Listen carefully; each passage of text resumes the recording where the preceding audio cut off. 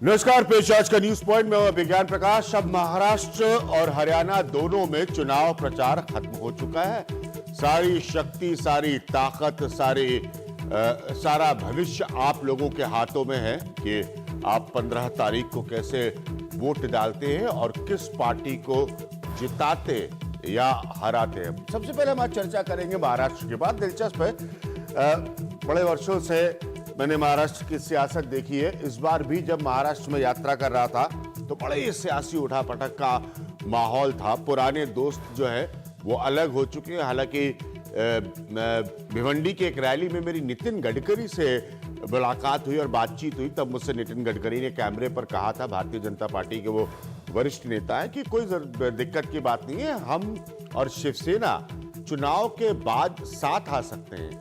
ये मुझसे खुद नितिन गडकरी ने कहा था कि हम और शिवसेना चुनाव के बाद साथ आ सकते हैं। अब सवाल लोग ये पूछ रहे हैं कि भाई किसकी कितनी सीटें आएंगी, किसका बहुमत आएगा। 15 साल की एंटी इनकम्बेंसी का प्रभाव है एनसीपी और कांग्रेस दोनों के ऊपर। क्या शिवसेना बीजेपी साथ आ जाएंगी? अगर आप मेरी राय सुनिए और समझिए तो मैं मानता हूं कि ये 4.25 कॉर्नर्ड कॉन्टेस्ट है महाराष्ट्र में इस बार। बहुत स्पष्ट है, बीजेपी अपने दम पर चुनाव लड़ रही है। बीजेपी बड़ी स्पष्ट है कि वो अपने दम पर सरकार बनाएगी। उसने बड़े सोचे समझे तरीके से, मेरे हिसाब से, शिवसेना से रिश्ता तोड़ा। बीजेपी ने शिवसेना से रिश्ता तोड़ा। उद्धव ठाकरे के लिए मैं हमेशा कहता रहा हूं, ये सबसे बड़ा उनके पॉलिटिकल सर्वाइवल, उनके सियासी वजूद की ये जंग है, वो एक चुनाव में है। शिवसेना को लीड कर रहे हैं और ये वो चुनाव है जहां पर बाल ठाकरे नहीं है। कांग्रेस, एनसीपी, शरद पवार के लिए भी एक बहुत बड़ा प्रश्न है। शरद पवार औपचारिक तौर पर ये बात पहले कह चुके हैं। महाराष्ट्र में सभी लोग ये मानने लगे हैं, जो एनालिस्ट हैं, जो समझते हैं महाराष्ट्र की सियासत को, कि पार्टी की पकड़ पूरी शरद पवार की, अजीत पवार के हाथ में है इस वक्त। शरद पवार खुद भी लोकसभा के सियासी राजनीति से, इलेक्टोरल पॉलिटिक्स, माफ करिएगा, शायद सियासी राजनीति सही शब्द ना हो उसके लिए, चुनाव लड़ने की सियासत से दूर रहने की बात कर चुके हैं शरद पवार। पृथ्वीराज चौहान, अशोक चौहान पर जब आरोप लगे कांग्रेस के मुख्यमंत्री भ्रष्टाचार के, उन परिस्थितियों में आए पृथ्वीराज चौहान ने जब मुझसे मुलाकात की थी मुंबई में, उन्होंने भी मुझसे ऑन कैमरा ये माना था कि कांग्रेस का एक हिस्सा उनसे बहुत खुश नहीं है। उसको शायद लगा कि पृथ्वीराज चौहान के काम करने का जो तरीका है वो उनको पसंद नहीं आता। या हो सकता है उन्होंने कहा कि जो पृथ्वीराज चौहान के ऊपर आरोप लगा रहे थे कि धीरे धीरे वो काम करते हैं, शायद पृथ्वीराज चौहान अपनी सोच समझ के तरीके से काम करना चाहते। लेकिन ये सब लोग अब महाराष्ट्र की सियासी बिसात पर बिछ चुके हैं। किसकी कितनी हैसियत है ये इन चुनाव में पता चल जाएगा। बीजेपी के लिए बिल्कुल स्पष्ट है, मोदी मोदी मोदी और मोदी। तो महाराष्ट्र में भी हरियाणा की तरह कोई नेता नहीं है, कोई भारतीय जनता पार्टी का नेता नहीं है। दबी जबान मुंबई में ज्यादा पॉलिटिकल सर्कल तो नहीं होता दिल्ली की तरह, लेकिन लोग पूछते जरूर है कि अगर बीजेपी की सरकार बैठ गई किसी के साथ गठबंधन में तो मुख्यमंत्री कौन होगा? इसका किसी के पास कोई जवाब नहीं है। 4 लोग मेरे साथ खास मेहमान आज मौजूद हैं और सियासी तौर पर सब जानकार हैं महाराष्ट्र की सियासत के। संजय निरुपम हैं, जो आप सब जानते हैं कांग्रेस को रिप्रेजेंट करते हैं। डीपी त्रिपाठी साहब हैं, जो कि एनसीपी को रिप्रेजेंट करते हैं। प्रेम शुक्ला है और वो दोपहर का सामना है, उसके संपादक हैं, शिवसेना की बात रखते हैं। और मेरे साथ यहाँ पर सुनील चवाके हैं, जो कि सीनियर असिस्टेंट एडिटर हैं महाराष्ट्र टाइम्स के। बात बड़ी स्पष्ट है। मैं डीपी त्रिपाठी साहब आपसे शुरू करूंगा। आप क्यों मानते हैं कि वोटर एक बार आपको, जो कि गठबंधन में कांग्रेस के साथ रहने के अब अलग हो चुके हैं, वापस वोट दे इन चुनाव में? अवश्य देगा। 3 बार दिया वोटर्स ने वोट। और एक चीज और बता रहा हूं आपको, जिसकी तरफ कहीं भी विश्लेषण में ध्यान नहीं जा रहा है, हाँ। कि 1999 में 99 में शिवसेना बीजेपी गठबंधन सरकार चुनाव लड़ा और कांग्रेस और हम अलग अलग चुनाव लड़े असेंबली का। लेकिन उसके बाद सरकार हमारी बनी। बीजेपी सेना जो उस समय सत्ता में थी उनकी सरकार नहीं बनी, वो हार गए। तो ये उदाहरण है। दूसरा उदाहरण मैं देना चाहूंगा जो दर्ज है किसी भी राजनीतिक विश्लेषण में, आंकड़े में, कि जब जब शरद पवार साहब की पार्टी अलग चुनाव लड़ी है, किसी पार्टी के साथ गठबंधन नहीं रहा, तब भी विषम परिस्थितियों में भी कभी 50-60 से कम सीट नहीं मिली। ये परिस्थिति रही। और एक बड़ी शक्ति के रूप में हमारी पार्टी का एक और बड़ा लाभ है कि चाहे हमारे विरोधी भी हों, जो भी राजनीतिक विश्लेषण है, वो एक बात तो मानेंगे कि शरद पवार साहब से ज्यादा सीजन्ड पॉलिटिकल लीडर कोई नहीं है। वो देश के प्रमुख नेताओं में हैं और महाराष्ट्र के विकास में उनकी एक विशिष्ट भूमिका है। तो इसलिए अब चुनाव देखिएगा। सीजन्ड पॉलिटिकल लीडर से डीपी त्रिपाठी साहब याद आपको दिला दे, आप भी बहुत सीजन्ड व्यक्ति हैं और बहुत जानकारी रखते समझते। शरद पवार के बारे में बात करते हुए कभी ये नहीं भूलना चाहिए था कि मैंने तो वो रैलियां कवर की हैं जहां पर शरद पवार साहब ने सोनिया गांधी के खिलाफ भाषण दिए थे, और वो भी रैलियां मैंने महाराष्ट्र में कवर की है जहां पर उन्होंने मंच शेयर किया था। तो शरद पवार के इतिहास में वो कहां जाएंगे, किधर जाएंगे, कब जाएंगे, किसके साथ जाएंगे, ये तो अपने आप में चमत्कारी। अभिज्ञान जी, नहीं, अभिज्ञान जी, इसको देखने की कोशिश कीजिए कि शरद पवार ने जो अभियान उठाया था, जब वही उसका इशू ही समाप्त हो गया, यानी विदेशी मूल का व्यक्ति भारत का प्रधानमंत्री नहीं हुआ, इसमें बहुत बड़ा योगदान शरद पवार साहब और उनकी पार्टी का है। और भारत तो उसके बाद सोनिया गांधी के साथ बच गई। उसके बाद आप लोगों ने 15 साल महाराष्ट्र में सरकार चला ली, फिर सब बातें सब ठीक हो गई, मुद्दे खत्म हो गया। आपने कहा चलो हम लोग साथ साथ हैं। तो इस बार किसके साथ, या किसी के साथ, या किसी के भी साथ, ये पवार साहब सीजन्ड पॉलिटिशियन वो तय करेंगे। पवार साहब खुद बोल चुके हैं कि भारतीय जनता पार्टी से हमारा कोई समझौता नहीं होगा। ये छपा है सब जगह, आज भी, कल भी, और इलेक्ट्रॉनिक मीडिया पर भी आया। आप भी जानते हैं, और उन्होंने त्रिपाठी जी, मैं भी जानता हूं, पवार साहब जब किसी के बारे में कह देते कि इससे कोई समझौता नहीं होगा, लोग सोचते शायद उसी से ना कर ले पवार साहब समझौता। बड़ा लंबा इतिहास है, आज उस पर चर्चा नहीं करेंगे। डीपी त्रिपाठी जी, मैं चर्चा कर सकता हूं महाराष्ट्र की सियासत का वाईबी चवन साहब के समय से, तो आज हम उस पर नहीं जाएंगे। संजय निरुपम है जो कांग्रेस को रिप्रेजेंट कर रहे हैं। संजय, मैंने ये चीज पृथ्वीराज चौहान से भी पूछी थी कि आपके ऊपर आरोप था एक ढीले मुख्यमंत्री होने का, काम ना करने वाले मुख्यमंत्री होने का। आपके और एनसीपी के झगड़े और मसले लगातार जग जाहिर हो रहे थे। मेरा आपसे भी संजय ये प्रश्न है, फिर 15 साल की एंटी इनकम्बेंसी को नजरअंदाज करते हुए लोग क्यों वोट दें आपको? देखिए, ये बात सही है कि 15 वर्षों से कांग्रेस, राष्ट्रवादी कांग्रेस की सरकार महाराष्ट्र में है, और जब इतने वर्षों तक आप सत्ता में रहते हैं तो सत्ता विरोधी एक मूड होता है लोगों में। लेकिन 15 वर्षों के बाद, या कहें 25 वर्षों के बाद, चारों प्रमुख पार्टियां अलग अलग चुनाव लड़ रही थी, खासकर शिवसेना और बीजेपी। शिवसेना और बीजेपी जब अलग हुई तो जिस तरीके से उन्होंने एक दूसरे के ऊपर हमले बोले, उसमें कहीं ना कहीं सत्ता विरोधी बातें बहुत गौण हो गई। नरेंद्र मोदी आ रहे हैं तो शिवसेना पे अटैक कर रहे हैं, फिर शिवसेना पलट करके नरेंद्र मोदी और बीजेपी पर अटैक कर रही है। तो ज्यादा जो पॉलिटिकल चर्चा हुई, ज्यादा अखबारों में जो बातें छपी, या मतदाताओं के बीच जो बहस मुबाहसे का विषय बना रहा, वो शिवसेना बीजेपी का झगड़ा बना रहा। तो मैं मानता हूं कि एंटी इनकम्बेंसी होते हुए भी बहुत ज्यादा इस पूरे चुनाव प्रचार में पिछले 15 दिनों में इस विषय पे चर्चा नहीं हुई। तो मुझे लगता है कि कांग्रेस पार्टी को इसका लाभ मिल सकता है। मैं स्प्लिट ऑफ वोट की बात नहीं कर रहा हूं, मैं ओवरऑल पॉलिटिकल और जो पब्लिक कन्वासिंग हुआ, जो चर्चा हुई, जो बहस हुई, उसका नतीजा निकला। दूसरी बात, बार बार नरेंद्र मोदी आके बोले कि मैं महाराष्ट्र को 1 नंबर पे लेके आऊंगा। हमने पलटकर जवाब दिया कि महाराष्ट्र हर हाल में 1 नंबर पे है। जीडीपी ग्रोथ रेट की बात आप कर रहे हैं, पर कैपिटा इनकम की बात करें, पर कैपिटा कंजम्पशन की बात करें, एग्रीकल्चर प्रोडक्शन की बात करें, मैन्युफैक्चरिंग की बात करें, हर मामले, यहां तक कि एम्प्लॉयमेंट जनरेट करने के मामले में भी गुजरात से तो बहुत आगे है। परसों ने आके एक मजाक कर दिया कि मुंबई में हम मेट्रो लेके आएंगे। उनको पता ही नहीं था मुंबई में ऑलरेडी मेट्रो है, और 12 वर्षों तक चीफ मिनिस्टर रहते हो, गुजरात में आज तक मेट्रो नहीं ला पाए, जबकि 2005 में उन्होंने प्लान किया था। हमने 2008 में प्लान किया और 2014 में इसका उद्घाटन कर दिया। मेट्रो के 2nd और 3rd फेज भी शुरू होने जा रहे हैं हम। तो कुल मिलाकर के नरेंद्र मोदी जी बगैर होमवर्क किए एक रेटरिक की तरह एक उनको जो बोलने की आदत है, फर्जी बातें, लफाजी, कई बार उसमें झूठ भी होता है, वो बहुत एक्सपोज हुआ, उस पर बड़ी चर्चा हुई, और उसका लाभ मुझे लगता है कि परसों चुनाव के दिन कांग्रेस पार्टी। एक सिंपल सा पॉइंट, आप ये कह रहे हैं कि लोगों के मन में, उसके बाद मैं सुनील और प्रेम शुक्ला के पास आऊंगा, लोगों ने ज्यादा सुर्खियों में देखा बीजेपी सेना का झगड़ा, राइट? आप यही कह रहे हैं, उनकी बयानबाजी।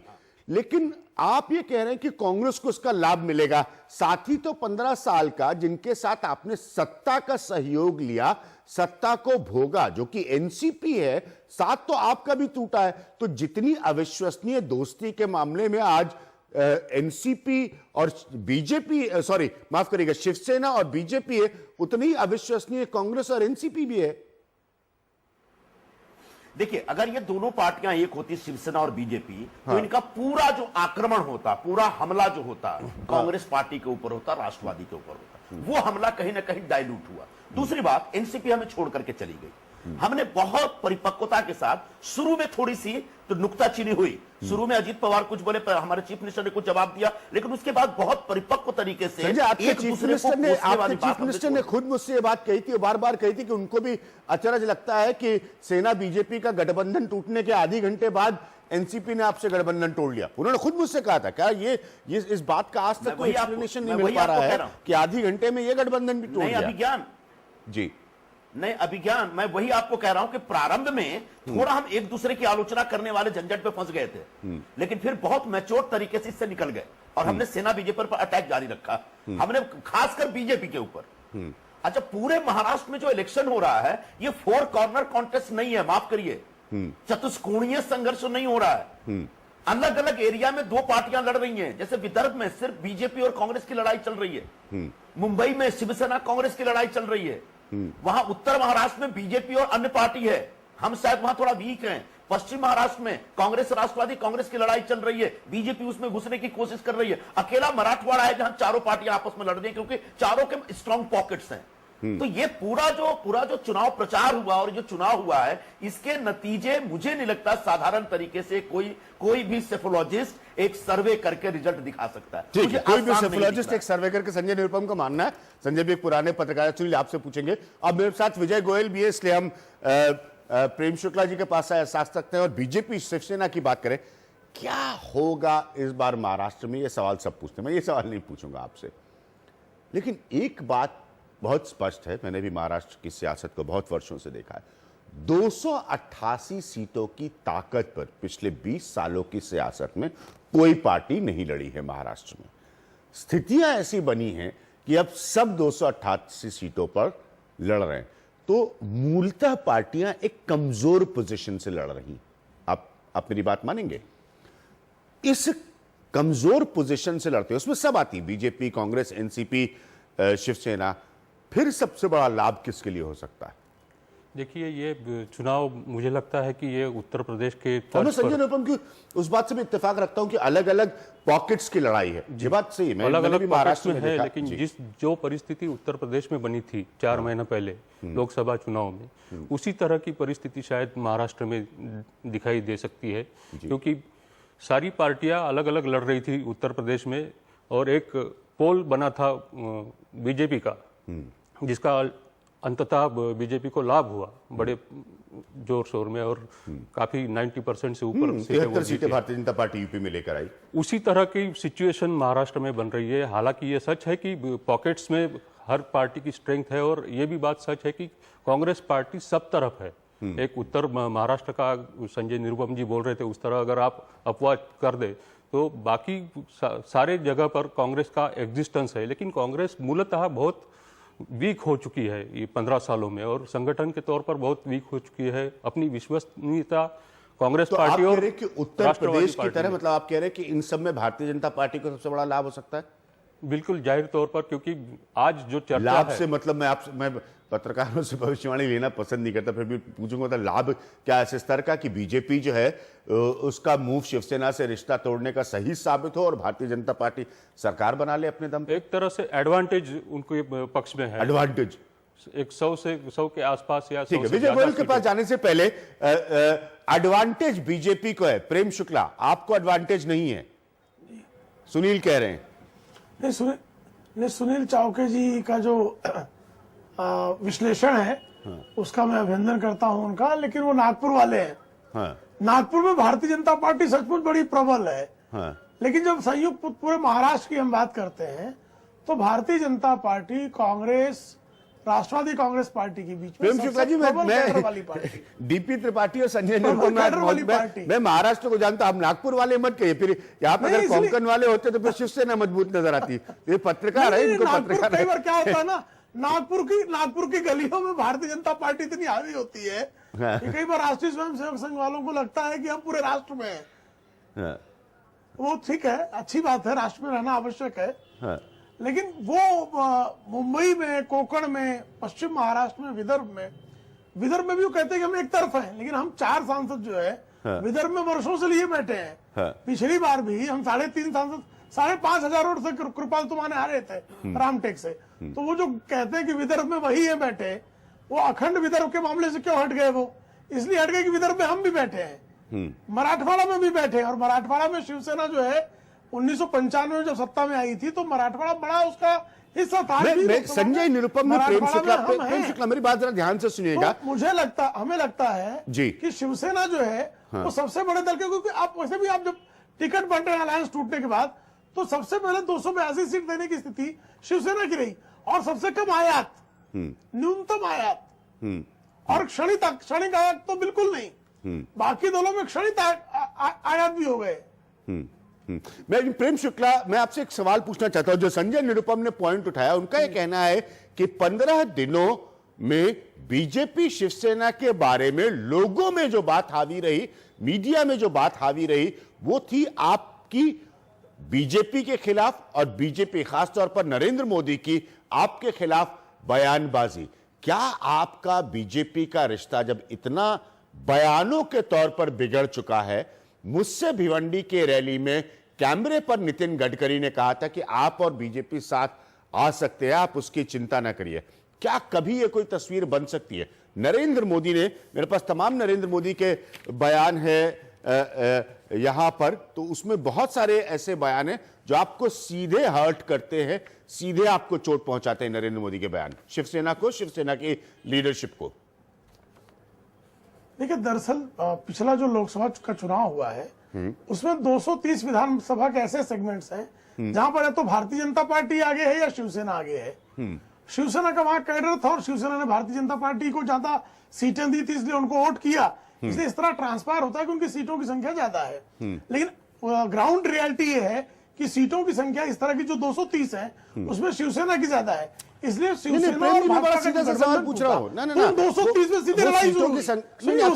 प्रचार हो गया, सीधी लड़ाई शुरू हुई। वो तो महाराष्ट्र की जनता तय करेगी कि मेरी और आपकी हैसियत नहीं है तय करने की। मैं सीधा सा सवाल पूछ रहा हूं कि जब जबानी तौर पर इतनी कड़वाहट नरेंद्र मोदी से आई आपके खिलाफ, तो आप लोग कोई एडजस्टमेंट कर सकते हैं उसके बाद? मैं यही प्रश्न विजय गोयल साहब से पूछूंगा।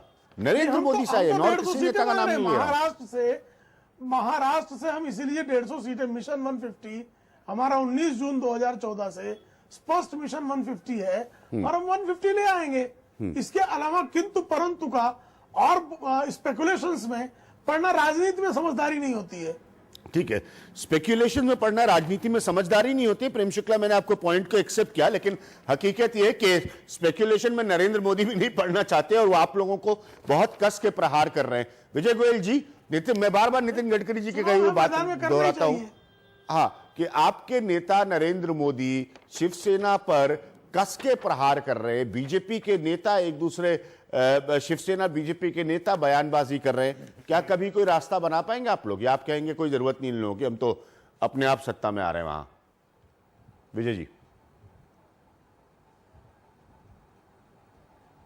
अभियान में सबको सुन रहा था, सच्चाई का सामना तो करना पड़ेगा। एक बात बड़ी तय है जी कि पूरे महाराष्ट्र की 288 सीटों के ऊपर जिस भी पार्टी से सामना है वो बीजेपी का है, किसी दूसरी पार्टी का नहीं है। और दूसरी बात यह है कि बीजेपी सबसे बड़ी पार्टी बनकर उभर रही है और मैं समझता हूं अपने जोर के ऊपर हम सत्ता में भी आ सकते हैं। सवाल इस बात का है कि बीजेपी की पूरे महाराष्ट्र में कहां प्रेजेंस है, कहां प्रेजेंस नहीं है, किंतु नरेंद्र मोदी जी की आज पूरे महाराष्ट्र के अंदर प्रेजेंस है और उन्होंने राजनीति का मायना बदल दिया है। उन्होंने कहा है राजनीति का मतलब विकास है और सबसे बड़ी बात अकाउंटेबिलिटी है कि भी अगर आप शासन के अंदर हैं तो आपको हिसाब देना पड़ेगा कि पिछले सालों के अंदर आपने क्या किया। तो इस समय कांग्रेस एनसीपी की सरकार से लोगों का मोह भंग हो चुका है। वैसे ही जैसे मनमोहन सिंह की यूपीए की सरकार से भंग हुआ था, तो इस समय कांग्रेस तो बिल्कुल हाशिए में जाने वाली है। जहां तक आपका सवाल है कि नरेंद्र मोदी जी का हमला, मैं ये सीधा कहना चाहता हूं कि आखिर तौर के ऊपर हम शिवसेना के सामने चुनाव लड़ रहे हैं, उनके विरोध में चुनाव लड़ रहे हैं। जो जाहिर तौर के ऊपर हमें यह बताना है कि हमारी पार्टी क्यों बाकी पार्टियों से बेहतर है, तो मैं जहां तक समझता हूं कि हम अपने दम पर मेजॉरिटी को ले रहे हैं, इसलिए ये प्रश्न ज्यादा मायने नहीं रखता है कि हम किसका समर्थन लेंगे किसका नहीं लेंगे। बाकी एक बात बड़ी स्पष्ट है कि कांग्रेस एनसीपी के साथ तो जाकर हम कुछ करने वाले नहीं है, क्योंकि साफ साफ नरेंद्र मोदी जी ने कहा है कि भाई ये राष्ट्रवादी नहीं, ये भ्रष्टवादी पार्टियां हैं।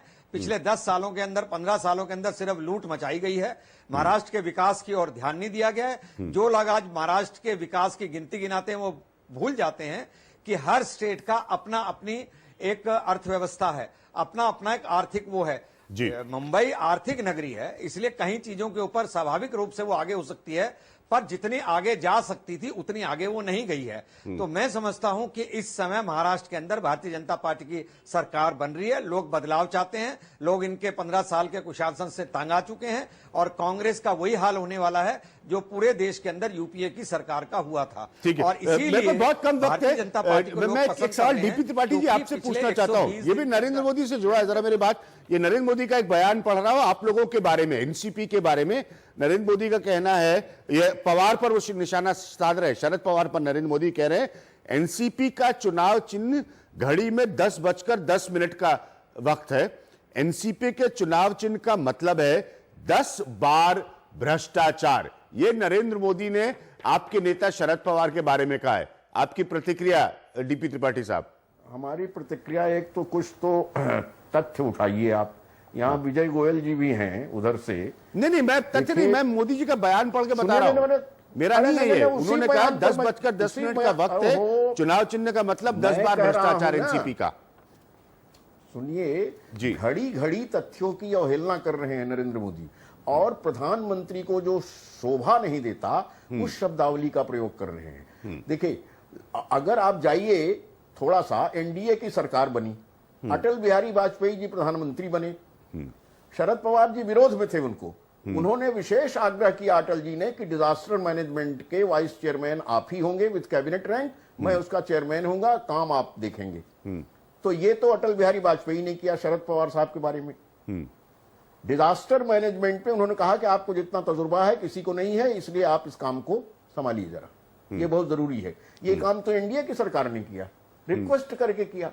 और उस शरद पवार जैसे बड़े नेता के खिलाफ अशोभन भाषा का प्रयोग बहुत ही गलत है। और खासतौर से प्रधानमंत्री, जो सिर्फ बीजेपी के प्रधानमंत्री नहीं है, पूरे देश के प्रधानमंत्री हैं नरेंद्र मोदी।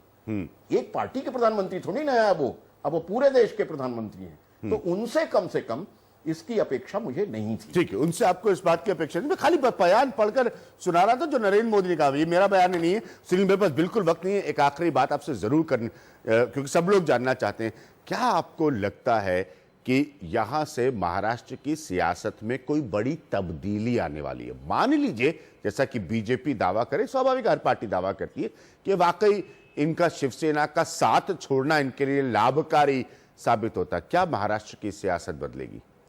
सियासत जरूर, एक ये ऐतिहासिक चुनाव है और इससे सियासत जरूर बदलने वाली है, क्योंकि जिस तरह का जनरेशनल चेंज जो अपने आप आ रहा है, स्पॉन्टेनियस आ रहा है, कोई किसी नेता ने ये सोचा नहीं होगा कि देवेंद्र फडणवीस या पंकजा मुंडे या आदित्य ठाकरे इस चुनाव में फोर फ्रंट पर रहेंगे, और शरद पवार जैसे नेता और उनके साथी जो दशकों से राजनीति कर रहे थे महाराष्ट्र की राजनीति में, वो हाशिए पर जाने की अब स्थिति आ गई है। ये किसी ने सोचा नहीं होगा। 4 महीने पहले जब गोपीनाथ मुंडे थे, तो शायद पंकजा मुंडे ने भी नहीं सोचा होगा कि शायद उनको इस तरह की बड़ी अपॉर्चुनिटी मिलने वाली है, या विनोद तावड़े या देवेंद्र फडणवीस। तो एक अपने आप एक जनरेशनल चेंज जो कई सालों से लोग चाहते थे कि यही चेहरे हमें देखने को मिलेंगे क्या हर साल, हर वक्त, हर चुनाव में, तो वो बदलाव एक, और पृथ्वीराज चौहान भी एक वो जनरेशनल चेंज रिप्रेजेंट करते हैं, जो कि केंद्र की राजनीति में कई सालों से थे और 4 साल पहले महाराष्ट्र के राजनीति में आए। तो ये पूरा एक बदलाव के तौर से महाराष्ट्र गुजर रहा है। वक्त वाले एक ब्रेक का आप सभी लोगों का बहुत बहुत शुक्रिया। से मैंने कहा सारा खेल जो है वो अब जनता के हाथ में होगा 15 तारीख को, लेकिन इसमें कोई दो राय नहीं है कि बहुत ही दिलचस्प होंगे ये महाराष्ट्र के चुनाव और उसके नतीजे। मेरा भी एक एनालिस्ट के तौर पर यह मानना है, मैं सुनील की बात से इत्तेफाक रखता हूं कि महाराष्ट्र की सियासत में यकीनन तब्दीली आएगी। वक्त हमारे लिए एक ब्रेक का, उसके बाद समय कम होगा, लेकिन हरियाणा पर भी, वहां का भी मैंने सफर किया है, हरियाणा पर भी हम देखते हैं थोड़े से ब्रेक के बाद।